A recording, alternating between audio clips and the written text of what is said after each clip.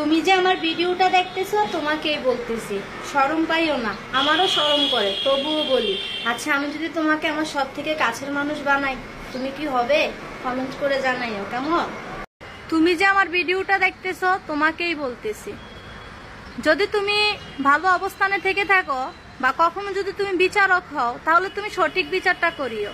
কারণ তুমি সঠিক বিচার করলে একজন মানুষ তোমাকে সম্মান করবে।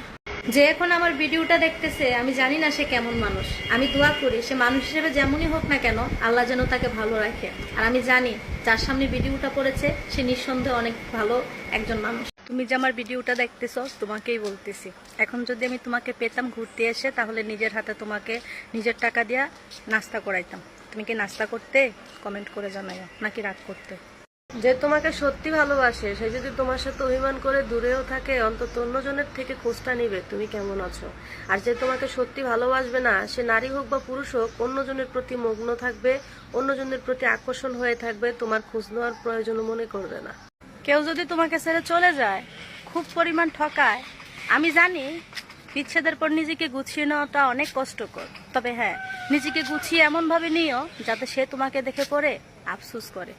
তুমি যে আমার ভিডিও, আমি নাচতেও পারি না, গাইতেও পারি না, আমি সুন্দরও না, আমি কালোও না, আমি শ্যামলা।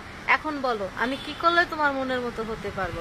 কারণ মানুষের মনের মতো হইতে গেলে না গুণ থাকা লাগে। নিজের মেয়েকে তার মেয়ের জামাইয়ের সাথে হাসি খুশি দেখলে মনে আনন্দ লাগে। আর ছেলের বউকে ছেলের বউয়ের সাথে কথাবার্তা বা ভালো রিলেশন দেখলে কিছু কিছু শাশুড়ির হিংসা লাগে। তবে সব শাশুড়ি এক নয়, কিছু কিছু শাশুড়ি ভালোও হয়। একটু অভয় দিলে বলি, আপনাকে আমার খুব ভাল লাগে। আমার আপনাকে বিয়ে করতে ইচ্ছা করে। আমি আপনাকে 5 লাখ টাকাও দেবো বিয়ের পর, একটা 5 তলা বাড়িও লিখে দিব। যদি আপনি রাজি থাকেন